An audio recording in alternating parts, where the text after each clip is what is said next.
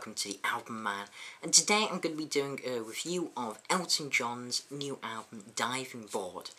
So, Elton's back after what seems like quite a long time. So his last solo album was released in 2006 entitled The Captain and the Kid, which was a simply sublime conceptual sequel to one of his famous 70s albums, Captain Fantastic and the Brown-Haired Cowboy.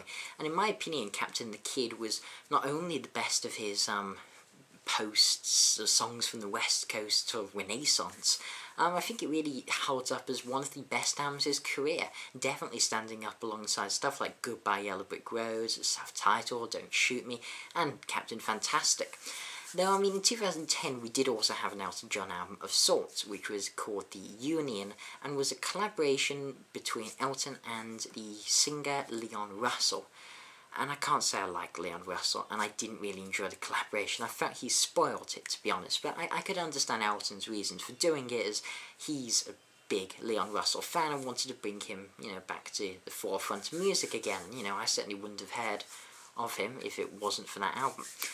So, how is Elton back on his own? Let's see. Well, one thing to note about this album is that this is only the second album since 1979's Victim of Love to not feature any of his regular band members, which certainly gives the album a different feel, without people like Davy Johnson, there's a great guitarist. And, yeah, I mean, this different tone is completely encapsulated by the title track, Ocean's Away, and as usual, full track list will be in the description below, so you know. And anyway, Ocean's Away. This song really has the piano at the forefront with nothing but Elton's superb voice to distract from it. It's a really good opening that may not have immediately grabbed me, but I really fall in love with it as I listen to it more and more. It has a fairly simplistic, relaxed melody to it with some cleverly written lyrics from Taupin. It's a really great ballad to kick off the album. And then we get Oscar Wilde Gets Out, which is, as you may have imagined, about the author Oscar Wilde. And reminds me far too much of studying Victorian literature for English A-level. But anyway, this song delivers its history lesson on Oscar Wilde, and it's its biggest strength and biggest weakness. As well, it's an interesting thing, and it's told well. Taupin tries to be a little bit too clever, I feel, with this song, as it's a very heavy lyrical song. I mean, it tells a clear story, but due to the density of the words, it can feel a tad clunky on a couple of lines, and the density means that there isn't as much room for the melody of the piano, I suppose, as some of the other songs. There isn't as much room for. It is really a very nice little melody it has there. Still, it doesn't mean I dislike the song, I mean far from it.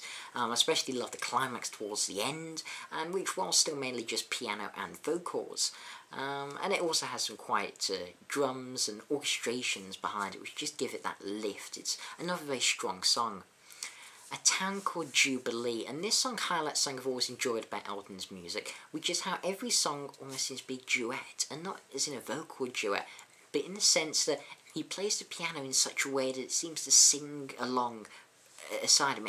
He always plays piano with such a distinct melody. It's almost like it sings, to be honest. And I do believe him a very underrated pianist. I consider him one of rock's greatest pianists due to his variety and ability to create such hellishly catchy piano melodies. And as I said, this song definitely has that, as it builds to also a very catchy chorus of Elton's voice being accompanied by some great female backing vocals. The thing I love about this song the most, though, is just the little sort of almost piano solo, I suppose, towards the end, that just has that no-note wasted feel to it, short and sweet, and elevates the song fantastically. Ballad of Blind Tom. Before we get into the heart of this little narrative-driven song, certainly I get a bit of Americana vibe to it, but, Bernie Taupin does love his Americana stuff. Let's just take a little look at the production by, I think it's T-Bone Burnett? I think so. And he definitely gives this a different feel to Captain the Kid, which he did produce. And this production, it really seems to fit perfectly. As I hinted before, it's focused on Elton's voice and piano in the foreground, with everything else being behind, and this definitely suits the style and tone of songs Annie and Bernie, Elton and Bernie even, have crafted. It's very well showcased by this song, The Ballad of Blind Tom. It has this very mature, reflective feel to it that is caused by Elton's melodic, though stripped-back songs, and also the interesting lyrics Bernie has written. I mean, this song is just a simple little ballad, none of the bombastic sounds we've heard from Elton on other albums, even on Captain the Kid, without Davy's electric guitar or big drum sounds, but this stripped style, combined with Benny's hugely reflective lyrics, are what really give this album character, and while I think T-Bone's definitely tried to give it that sort of tumbleweed connection type feel, that more just singer-songwriter, man and piano feel, which, I mean, the album is reminiscent of stuff like Tumbleweed Connection, but definitely feels different to albums like that. It feels like it's been written by people who have experienced the highs and lows of life, yet come out of the other side looking back with a wisdom and almost trying to just tell their story and warn people not to fall into the same traps they did. Anyway, this simple production really helps the album, and the Ballad of Blind Tom is a simple yet effective little ditty. Okay, Dream 1, this is, it's basically an intro, it's 39 seconds, I don't know why it's a standalone song. I've said this before about under 1 minute intros, please just include it in a normal song, but I don't know, maybe somebody doesn't have the time to listen to a 39 second intro before the song it leads into, which is my Quicksand, I don't bloody know. Anyway, my Quicksand, on the other hand, yeah, I do have some stuff to say. This song lyrically is the best so far, with some seriously good lyrics. I don't know why Bernie always seems to get some flack for his lyrics. I've always personally liked them here. And Elton has just so perfectly captured what Bernie's trying to invoke with his piano. And his piano even veers into a full-out, really jazzy sort of proper piano solo. You don't often hear Elton really, properly going to a piano set. It works so well. It's absolutely fantastic. And this, again, as I it just has that mature, extremely reflective, piano-driven feel, and has a more subtle chorus than some of the other songs on this album, but it works well. Can't Stay Alone Tonight. This song to me has a slight bluesy feel to it, though it's a bit more on-tempo than the last couple of songs, which is quite nice, with a clear hook to it. Yeah, again, just a consistent song.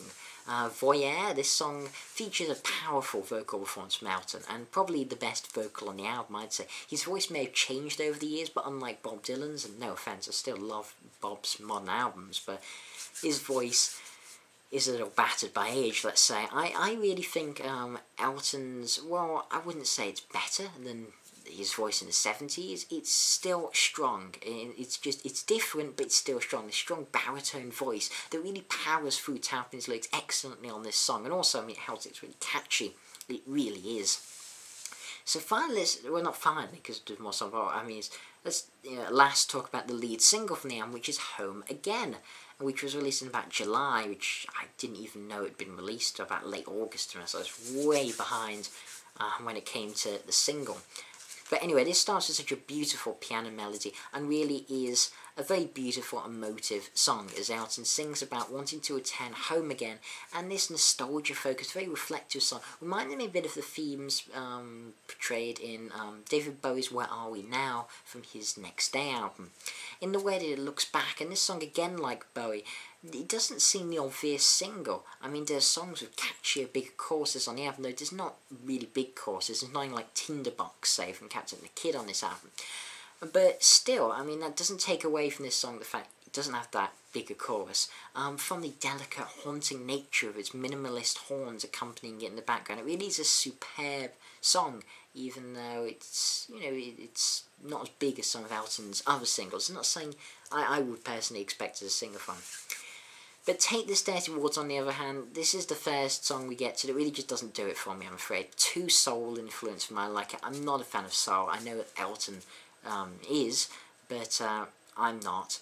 And yeah, I don't think the backing vocals on the chorus work that well. I don't think the piano lyrics are half as strong as other tracks. I definitely say it as the weakest song now, unless we really count the Dream tracks not as intros, but as 4 songs in their own right, because they're just, yeah, they're alright. And then we get Dream 2, which, why, again, it's labelled as a separate track. I don't bloody know. What I do know is that it's a great intro to a solid song, which is New Fever Waltz. Well, maybe not solid. It's okay.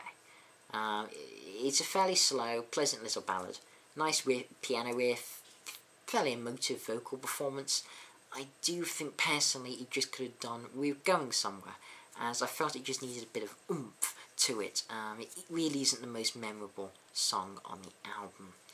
But still, Elton comes back with the second single from the album, which is Mexican Vacation, Kids in the Candlelight. And this song has a lot more of a rock and roll feel to it, though of course still the stripped back instrumentation, though the backing vocals in the very, very catchy chorus do help.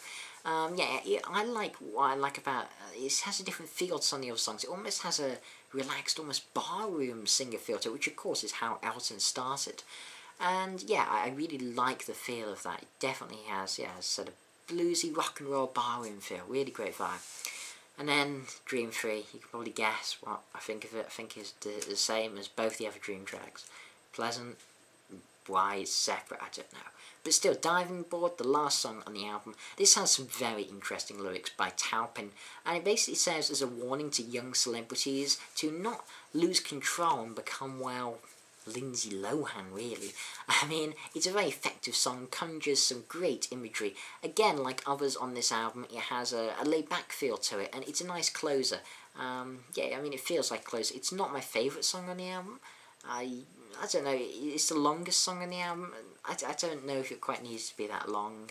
Not that I don't like long songs, I adore long songs, but I don't know, it's a decent end to the album, but still, I mean, it really is a great album, let's not take away from that. And I admit that when I first heard this, I was actually disappointed. I suppose in my head, I sort of expected Captain the Kid Part 2, I expected some big choruses, full bands behind, but instead you get something utterly, utterly different, a lot more mature, reflective sound from Elton. And while I'm not going to say it's as good as Captain the Kid, no, I am not going to say that. I still think it's a wonderful album in its own way. I'm going to give this album an 8.25 out of 10. And yes, to those who follow me, I have changed my rating system slightly, which I'll elaborate on in a later video. I don't usually do 0.25s, it's just, but, I'll explain my reasons for that a bit later on. Anyway, this being my review of Elton John's Diving Board, 8.25 out of 10. Please check this out. Great album. This has been the Album Man. Thanks for watching, comment, subscribe, and as usual, long live rock and roll.